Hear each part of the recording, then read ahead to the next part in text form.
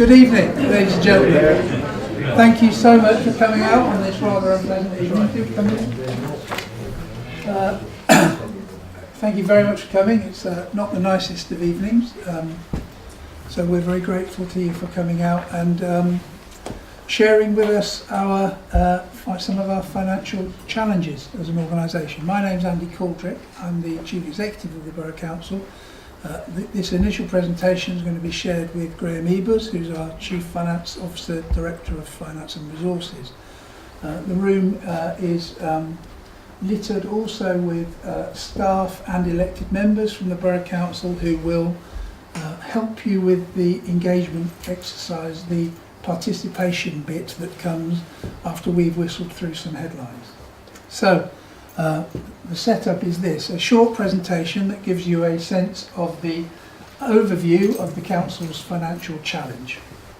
After that, when we've shut up, there's an opportunity for you to mingle around the room. Around the back of the room will be stalls and people able to talk to you about the key directorate activities that we're responsible for. So, children's services, health and wellbeing, environment services, and over this side, people who can talk about the major change programme we're undertaking in order to shrink as an organisation. On your seats, you will have 3 cards. What we're going to invite you to do, on the basis of the information that you gather as you go round, is to make some decisions.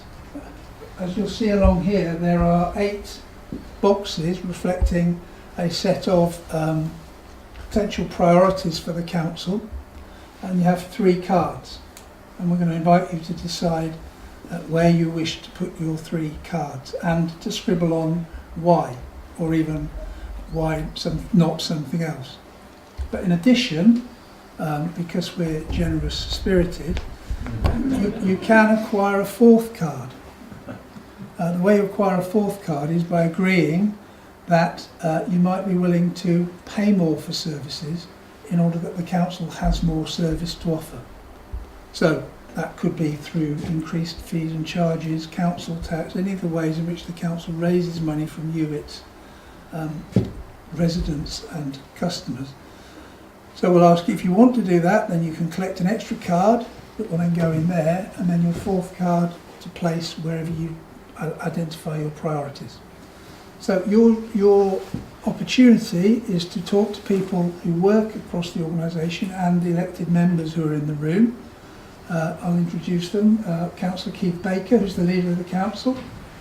Councillor Julian McGee-Sumner, who is the lead member for health and wellbeing. And come in, so I can see. And at the back, Councillor Bob Pitts, who's a local member and the mayor. So they're very happy to be buttonholed as well. We won't recoup at the end of the evening. When you've found out what you've wanted to find out and you've placed your votes, you're free to leave. There are quiz sheets as well that ask you to answer a couple of questions. They've certainly tested our knowledge about our services. So that we ask you some questions in a quiz, and we will publish the answers, and we ask you to put a mark against some funding dilemmas and challenges. And we want to gather those in, and we want to put together the results we get from those as part of all 5 of these budget sessions. This is the first one.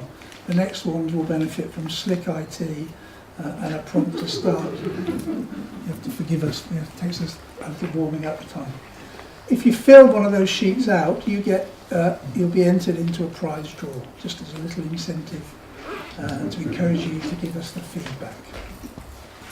So when you've found out what you wanted to find out, asked what you wanted to ask, said what you wanted to say, then your evening is concluded and feel free to go. And we thank you very much for coming. I'm going to hand over now to Graham, and Graham and I are going to share this and do a kind of dotting backwards and forwards so that we can press each other's buttons, so to speak. Graham. I'll press the first button.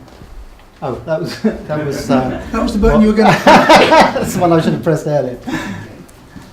Okay. This slide is intended to introduce you to the rather complex world of local government finance. Some of you may think that the council receives an awful lot of money from various different places, and you'll be right, but we also have an awful lot of expenditure, and we're very restricted in terms of how we can spend the money that we receive. So over here we have £97 million per annum that we receive in terms of grant from the government for our schools, and we must passport that all to our schools. We can't use that to spend for our standard operational business that sits outside of the school's domain. Here is the capital pot, and many of you I'm sure are aware of the developer contributions that the council receives, and indeed we've done very well indeed about securing a very sizable amount of money from our developers when they come and build out areas in order to deliver the infrastructure that we need to create sustainable communities. Well, although we receive an awful lot of money, and this figure here, 141, compares to maybe 20 to 30 million 5 to 10 years ago, we have an awful lot of expenditure now with our ambitious redevelopment programme. So for example, a secondary school will cost in the region of 35 to 40 million pounds. That's not on the quiz. None of these are on the quiz. A large road, a substantial distributor road would cost in the region of 40 million pounds, 30 to 40 million pounds. So quite easily this money becomes consumed as we use that to build out our areas. Then we've got the housing revenue account, which is about 17 million pounds per annum, and that's the income we receive from housing tenants. And that income must go back in terms of maintaining our housing stock and providing a service for our tenants. So that money can't be spent elsewhere either. Then we have the general fund, which is £178 million per annum, and that's funded by your council tax money and from grant and also fees and charges, and I'll come into that in a minute. But that's really the question that we're looking at tonight, which is how we address the challenge arising around the delivery of our ongoing operational services and containing the increases in our council tax. And we have very severe challenges in that area going ahead. So looking at the general fund, the 178 million that I showed on the previous slide, we have fees and charges of about 17 million, specific grants, for example, rent allowance, rent rebates, public health, better care fund. They must be used specifically for those areas of activity and therefore can't be used freely across other council services. And we have other income, for example, income that we generate through our shared service functions, which are growing, where we work with other local authorities or partners and we charge. So we lever in money there, and after we take off these lines of income, we're left with about £113 million worth of net expenditure, and that's what we'll be focusing on in the next slide. So that £113 million for Wokingham Borough Council carves up as 77% comes from yourselves in terms of council taxpayers and 23% comes from government support.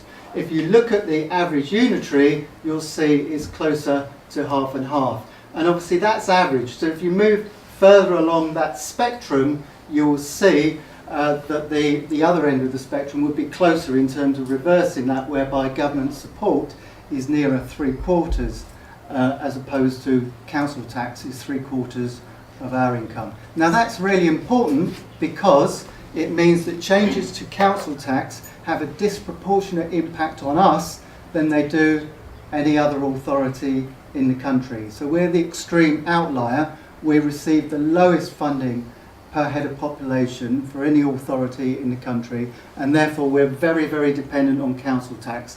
and therefore 1% increases or decreases have a significant impact on Wokingham in a way that is disproportionate against other authorities. So over the years, in terms of us responding to austerity, we have already made a significant cumulative savings effort in terms of trying to preserve services but also contain council tax levels. And these are cumulative, so that means that this is 6.5 million ongoing, we add 4.5 to create 11 million ongoing, and so on, and then we get to a position in 16-17 whereby we've achieved £36.5 million ongoing savings from that base in 2011-12, which equates to 32% of net budget or 21% of gross budget. So it's a substantial saving, whatever way you look at it. Now we've tried to take what we consider to be a very responsible approach to delivering these savings. So we've looked at our staffing, and staffing we've managed to, that contributes 21% to our overall achievement in terms of savings. And we've enacted significant transformation programs that in the past have taken out 10% of our posts, and then we've implemented beyond that management savings programs whereby we've taken out management layers or cohorts of management across the organisation. So we've already applied ourselves quite diligently to lowering our staff cost base. We've also looked to achieve smarter ways of doing procurement, delivering the same things for less cost. So we've done that by achieving economies of scale, by working with the likes of National Health Service or other partners that will join in with our purchasing power. But also we've put in place things like framework agreements whereby we keep suppliers contained in terms of how they charge authorities and authorities in the area. So we put in a lot of mechanisms, frameworks, umbrellas, benchmarking arrangements in order to contain procurement wherever we can, and we've managed to take 10 million off the cost base by doing that. Then this is about targeting services. This is about using our money more smartly in terms of spending it where it's most needed. And examples will be, we saved £500,000 per annum when we looked at our children's centres and youth services, and we looked at where those in the most were delivering services for the most in need, and then we curtailed our service provision and made it more targeted so that we benefited those that really did need a service and backed away from the less used universal services. We've also used targeting our expenditure in terms of putting investment into prevention. Therefore, we keep the child or the adult in the family environment as opposed to high-cost residential. So we've been very successful in terms of targeting our money to make sure the pound goes as far as it can. We've also looked at income generation, not just about the council tax, it's about how we can lever in fees and charges, and we've been pretty successful in terms of introducing new charges where we've seen other authorities have made inroads there, and for example pre-application charges and charging for waste and what have you. Not always popular, but they're necessary in order to keep the overall council tax level down and try to make it the choice whereby those that choose to have that service, they pay the extra fee as opposed to it being a pressure on our overall council tax bill or cutting services elsewhere. And then in terms of other, we've also looked at any other ways that we can reduce costs, and examples will include an asset rationalization program we went through whereby we freed our office space and therefore we decanted from buildings, we sold those assets in order to generate capital receipts, and we saved in terms of running costs as well, the heating, the electricity, the rents and the rates and what have you, in order to generate lower operational costs. Other areas where we've looked at in terms of this area, we've tried to be as innovative as we can, which has included the income we receive from shared services, and even renting out shared space where we've gone into shared services arrangements with other local authorities. And another example, actually, just in terms of the innovation, but probably links with the procurement, is in setting up our companies, and whereby we've achieved lower commissioner costs in terms of buying our adult social care provision from our newly created company called Optilis. So because they're running themselves in a very efficient manner, their cost reduces, and therefore our payments in terms of the services we buy from them reduce, and that really goes into our overall savings pot as well. However, although we've applied ourselves quite stringently over the past in terms of the challenge, our financial challenge we face, the problem doesn't go away. And we've received recently a 4-year settlement offer from the government, whereby they say our money will reduce very fast at pretty similar rates as they have in the past, but say if you don't accept the settlement, they'll probably disappear even quicker. So it wasn't really a choice we felt was fully our gift. So anyway, we've accepted the 4-year settlement, and this is what it does to us. It reduces grant by £4.2 million and 6.7, then 3, and then reduces by 0, as in no further reduction, in 1920, but with a big caveat, because actually this settlement introduces what's called negative grant. So it's called negative revenue grant, which is a bizarre thing. So how do they achieve that? Well, they achieve that by taking away even more of our business rates from us. So we collect about £60 million business rates. We keep about £13 million of it at the moment, so we're allowed to keep that in accordance to the national rules. But if this comes in place, then that 13 million will reduce to about £6 million. So that's how we can suffer negative grant, by having even more of our business rates taken away from us. So in terms of us making representations to the government, the one single ticket that we should be making representations about from a financial perspective point of view should be around negative grant. We think that's unfair, and therefore this slide assumes that negative grant won't be in place, because actually it was considered to be unfair in those 2 years there. The government made that statement, so we've said we've assumed that you'll consider to see that that's unfair. However, if that did come in place, it would make that challenge £7.2 million higher. Setting that aside, looking at the figures anyway, we have the 4.2, we have inflation running through at £1.2 million, which, if you look at the gross budget position of closer to 200 million, is obviously somewhat lower than 1%, so that's pretty modest. But we have service growth here at 4.2, for rising to 5, because they're related to demand-led pressures. Our pressures in adult social care, pressures in children's services, our pressures in landfill, those things that we have a statutory duty to do, and it's very difficult to avoid those costs. Of course, we try to do what we can. We can take some of those costs away, but it's really difficult when you have such a rising demographic population, for example, in terms of age, or in terms of our waste disposal tonnage is increasing. So this then represents this effect here, 9.6 million challenge in 16-17 that we've already put budgets in place to address. We're now looking at 17-18, where we've got this £12.1 million challenge. But of course, when we set budgets, we don't just look at 1 year horizon, we look at the longer term horizon, our medium term. So if you've got any ideas or thoughts or what have you, or any of your considerations around the dilemma, don't just think about the 1 year, think about the 2 or 3 years, because this pressure will continue to be there. It will rise to 12.1 from the current year's 9.6, and then we'll go to 9.2. This will only stay at 7 if that's at 0, so that could be 14 if the settlement translates in the way that it was published. So the challenge is very much there, and it's worth recognising that every 1% of council tax generates £850,000. So they're big decisions when we set our council tax.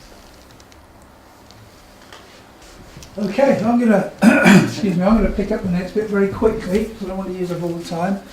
But we've recognised that we have to look at some big, crunchy issues as a council. We can't keep slicing the salami in the way some of those earlier slides suggested we've been successful in doing up to now. So I'm going to very quickly run through some large lumps of activity that we're engaged with. At the top and in the back corner on the right as I look at it, you can find out information about the work we're doing around changing the shape of the organisation. We will take a considerable sum of resource out of the pay bill for the council by changing the way that we do things and by shedding a significant number of posts in the region of between 10 and 15% of the workforce.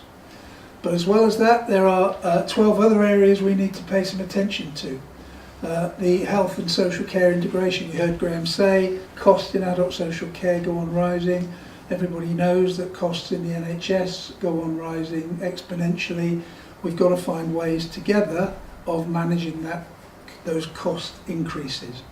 And as is often the case, getting things right for vulnerable older people enhances their life chances, their ability to remain independent, and can potentially save the system money because they spend fewer of them get into hospital because we meet their needs more effectively in the community and they get out sooner. We've got a big contract around our highways and transport which is coming up for review. We want to examine that hard, find out where we can how we can change it in order to leave us some real savings against that contract, as well as finding savings along the way. We share over a dozen services with other councils already. It's a little known fact, I discover, but we share more than any of the other Berkshire authorities share.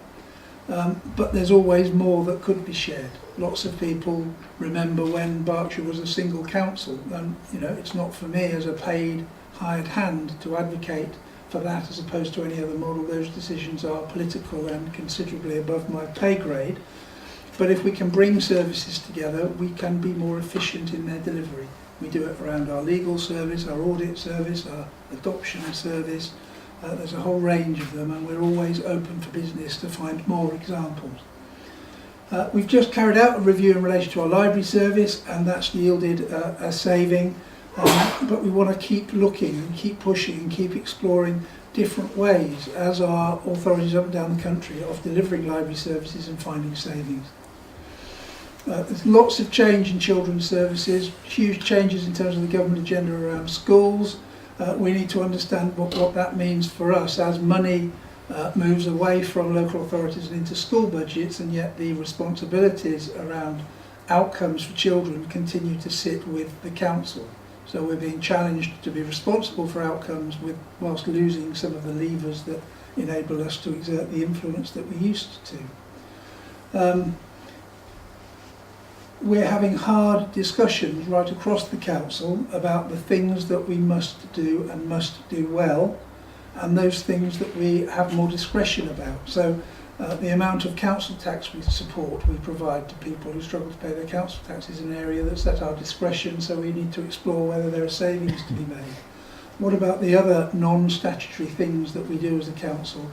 If the pressure, and you saw it, 4.2 rising to 5.8 million a year on growth in our statutory services, children's, adults, waste is growing, then that's squeezing exponentially the rest of the council. Waste collection, an issue that's not without controversy and one that generates lots of strong views and opinions.